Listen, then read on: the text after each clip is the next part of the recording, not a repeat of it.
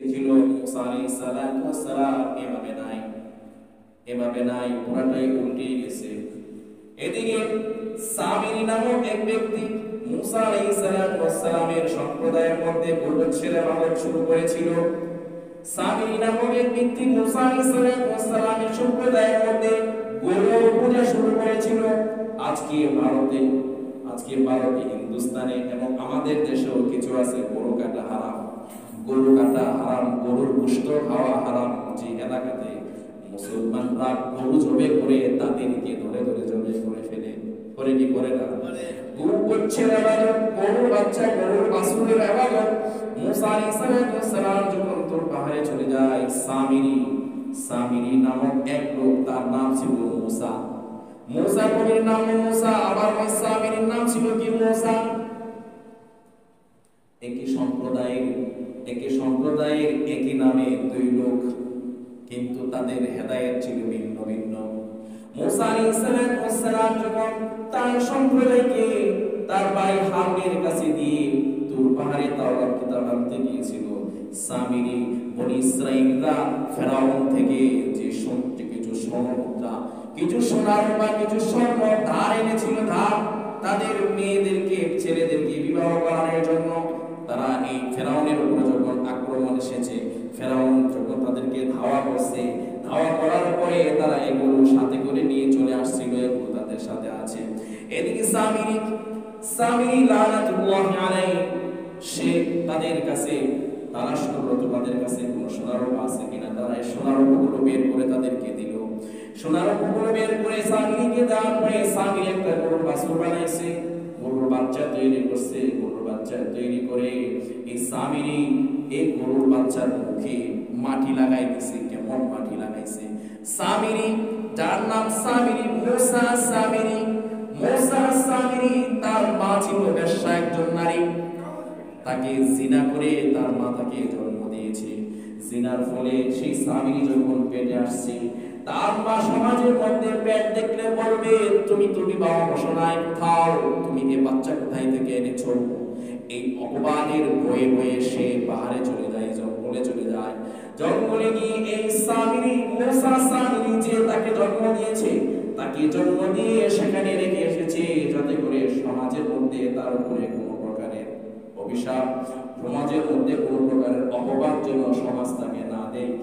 এই ভয়ে এই মুসা সামিরী যে তাকে জঙ্গলে রেখে এসেছে, হযরত জিবরাইল আলাইহিস সালাম কে আল্লাহ বলেছে, ও জিবরাইল, তুই তাড়াতাড়ি যা, ওখানে গিয়ে এই মুসা সামিরী যাচ্ছে, তাকে গিয়ে দুধ খাওয়া।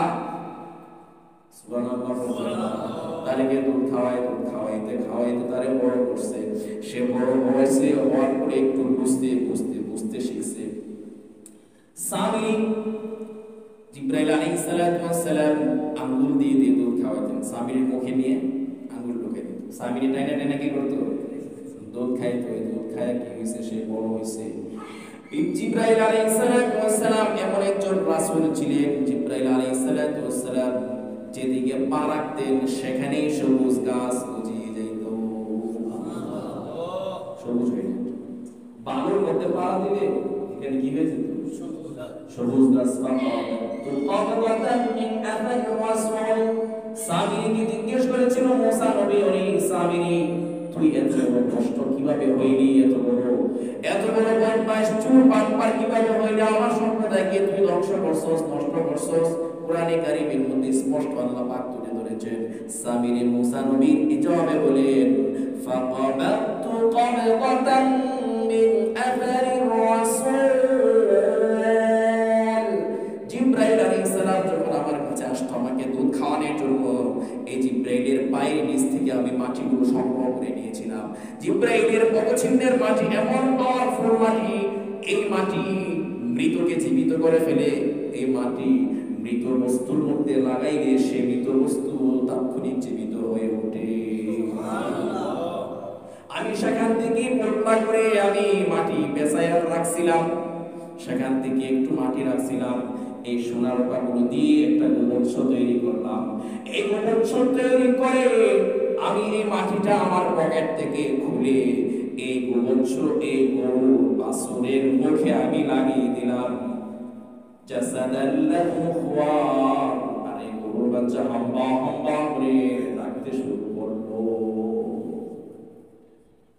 আর আমি বললাম তোমার সম্প্রদায়কে মুসা তোমাদেরকে বলে গেছে, মুসার প্রভু তোমাদেরকে বলে গেছে আজ থেকে আমি মুসা, তার নাম তো মুসাই, তার নাম কি মুসা সামিরি, এই ভ্রষ্ট এই ভণ্ড বনি ইসরাইলদেরকে বলছে মুসা মারা গেছে, মুসা নবী মারা গেছে, নাউযুবিল্লাহ, তিনি সে তোমাদেরকে বলে গেছে আজকের পর থেকে আমি তোমাদের মুসা, আজকের পর থেকে আমি তোমাদের সবকিছু, আজকের পর থেকে এই গরুটা হলো তোমাদের প্রভু।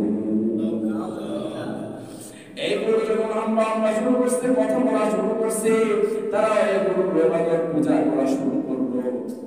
তাহলে মুসা আলাইহিস সালাতু ওয়াস সালাম তাকে এসে বদদুয়া করছে, তাকে এসে বদদুয়া করেছে। মুসা নবী বলেন আনতা কুলা লা মিসাস, জীবন ভর সারা জীবন যতদিন পৃথিবীতে বাঁচবে তোকে আমি বদদুয়া করলাম, তুই যতদিন পৃথিবীতে থাকবে ততদিন পর্যন্ত বলবে লা মিসাস, লা Mrs, don't touch me, don't touch me, আমাকে টাচ করবে না, আমাকে টাচ করবে না। সে এমন একটা জনপ্রিয়তা অর্জন করেছিল, আল্লাহর নবীর বদদুয়াতে সে সমাজ থেকে বিচ্ছিন্ন হয়ে গিয়েছে, সে কারো কাছে যাইতে পারে না, কাউকে কেউ যদি তাকে একটু টাচ করতো তার শরীরে ব্যথা লাগতো, সে সমাজ থেকে বিচ্ছিন্ন হয়ে একাকিত্ব জীবন চালাইতে চালাইতে মারা গিয়েছে। গোবৎসটা যেটা তৈরি করেছিল মুসা আলাইহিস সালাম এটাকে পুড়ে ছাই করে সমুদ্রের মধ্যে নিক্ষেপ করে নিঃশেষ করে দিয়েছিলেন। সেখান থেকে গোবৎস সূচনা হয়েছে, সেখান থেকে গোবৎসের ইবাদত সূচনা হয়েছে, সেখান থেকে গোবৎসের মলমূত্র খাওয়া সূচনা হয়েছে, সেখান থেকে গোবৎস জবে করে গোশত খাওয়া যাবে না একটা দলের উৎপত্তি হয়েছে। সেখান থেকে মিশর থেকে সেটা উৎপন্ন হইতে হইতে আজকে ভারতবর্ষ হয়ে আমাদের বাংলাদেশে হয়ে আমাদের বাংলাদেশের কিছু আনাচে কানাচে কিছু একটা সম্প্রদায় বিচ্ছিন্ন এক সম্প্রদায় আছে, তারা বলে গরু যখন লেদায় চেনায় তখন তারাকে গ্লাস ধরে ধরে মধুর মতো টেনে টেনে মলমূত্র গরু খায়। সালামের যুগ থেকে এক বছর এবং ইসলাম ধর্মের মধ্যে কোন প্রকারের নাপাক লাগলি নামাজ পড়ে না, শরীর নাপাক হয়ে যাবে, কাপড় নাপাক হয়ে যাবে। এটা কেমন ধর্ম, এটা কেমন দিন, এটা কেমন এক জাতি, তারা নাপাক খায়, তারা নাপাক দিয়ে গোসল করে, তারা নাপাক শরীরের মধ্যে লাগিয়ে রাখে, নাপাক তারা সবাইয়ের মতো টেনে টেনে টেনে টেনে খেয়ে তারা করে কেমন এক সম্প্রদায়। فموسى الذي ربه جبرائيل فكافره وموسى الذي رباه فرعون مرسله। কবি বলেন ওই মুসা, যে মুসাকে জিবরাইল আলাইহিস সালাম লালন পালন করেছে, এই মুসা কি হলো কাফির হয়ে গেল। আর যে মুসাকে ফেরাউন লালন পালন করেছে, এই মুসা কি হলো নবী হয়ে গেল। বোঝার বিষয়, অত্যন্ত চিন্তার বিষয়। এক মুসাকে লালন পালন করছে কে?